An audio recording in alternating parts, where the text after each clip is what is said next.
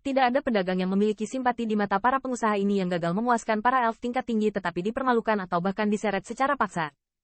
Karena hal semacam ini, event komoditas tahunan akan muncul. Mereka tidak asing lagi.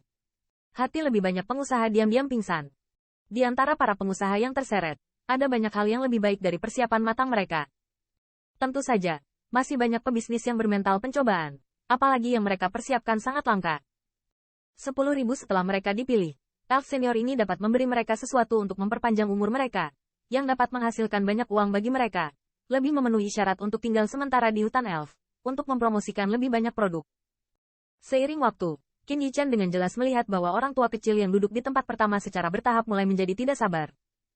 Meskipun dia tidak terlihat seperti pria berusia 50-60 tahun dari ras manusia, usia aslinya mungkin adalah monster tua berusia 2 tahun. Orang tua seperti ini, di tahun-tahun lamanya, hal aneh apa yang belum pernah terlihat?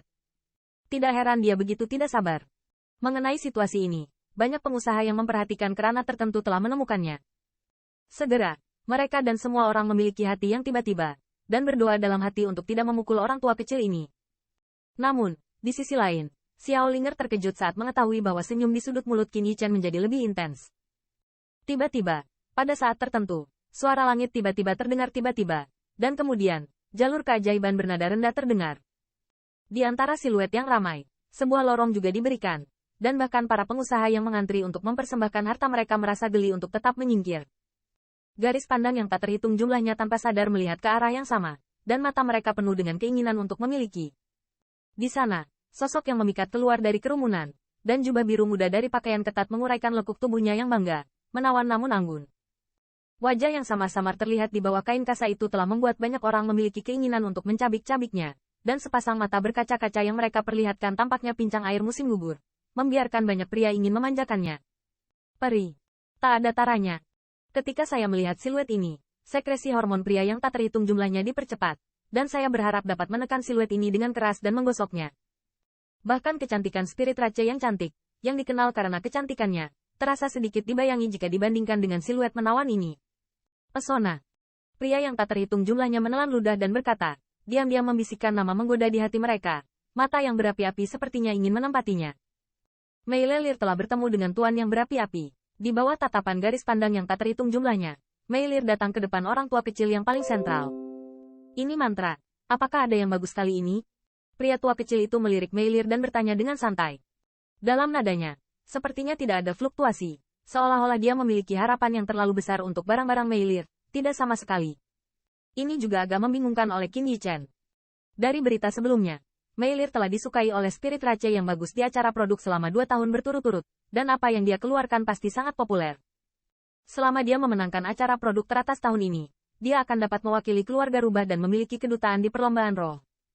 Meskipun batas waktu duta besar hanya 100 tahun, hak istimewa apa yang bisa mendapatkan lisensi anggukan spirit Rache yang bagus? Tapi mengapa pria tua kecil ini sama sekali tidak tertarik? Apakah dia sudah tahu apa yang akan dilakukan Mei Lir? Hehe, Tuan Huo, hal-hal saudara perempuan Lir yang secara alami kamu benci. Lir adik perempuan, jangan jual, saudari kita telah menunggu selama setahun, dan akhirnya memberimu harapan. Di antara elf tingkat tinggi, beberapa elf wanita dengan status yang tampaknya rendah keluar. Dan beberapa bahkan memegang tangan batu giok, berkata sambil tersenyum, dengan intim. Tatapan itu, tanpa sedikit pun kebanggaan pada spirit Rache, seolah-olah mereka adalah saudara dekat. Beberapa kakak perempuan, jangan khawatir, aku akan memberikannya kepada kakak perempuan. Mei Leer dengan ringan berkata sambil tersenyum, dan segera di belakangnya, beberapa pria kekar mengeluarkan 2 kotak dan meletakkannya di samping Mei Leer. Ini aku bawakan jas, itu balapan rubah kita yang paling populer saat ini. Mei Leer menempel di telinga beberapa elf wanita senior, dan berkata dengan menawan, pakai itu. Tingkat pengembalian untuk menjagamu akan meningkat beberapa kali lipat. Aku masih senang adik perempuan. Elf wanita senior tertawa. Lalu 2 penjaga elf membantu mereka membuka kotak itu. Ketika mereka melihat barang-barang di dalamnya, wajah cantik para elf wanita senior tiba-tiba menjadi merah. Mereka segera memerintahkan agar tutupnya ditutup. Adik perempuan, bisakah benda itu dipakai? Beberapa elf wanita senior berkata dengan ragu-ragu. Jelas, ada sesuatu yang tidak bisa mereka terima. Dalam hal ini, Mei Lir tidak panik. Hanya menyeringai, mengangguk ke beberapa gadis. Setelah beberapa perjuangan, para wanita saling memandang, dan akhirnya mereka malu, mengangguk, dan mereka meminta orang untuk menyingkirkan kedua kotak itu. Melihat ekspresi mereka, Mereka jelas sangat puas. Melihat pemandangan ini, banyak pengusaha yang iri. Peri tingkat tinggi ini puas. Sepertinya kepala kali ini sudah ada di dalam tas Meilir. Hati-hati dengan beberapa kakak perempuan. Jubah itu tidak tahan robek. Pada akhirnya, Meilir berkata dengan lembut kepada beberapa elf wanita. Adik perempuan yang bahagia tertawa. Kami baru mengumpulkan itu saja. Setelah mendengar ini, beberapa elf wanita kembali memerah, dan berkata dengan lembut, lalu pergi dengan cepat setelah mengangguk ke beberapa elf senior dari ras mereka. Rupanya, mereka menyetujui pencapaian Meilir kali ini. Gadis kecil ini tidak sederhana. Ia tahu bagaimana cara menangkap hati orang-orang. Melihat pesona dari segala sesuatu yang terkendali, mata Qin Yichan sedikit menyipit. Ras Jing Spirit memiliki visi yang sangat tinggi, tetapi Meilir mulai dari elf wanita. Visi komersial seperti itu tidak lebih lemah dari Ye Liangchen.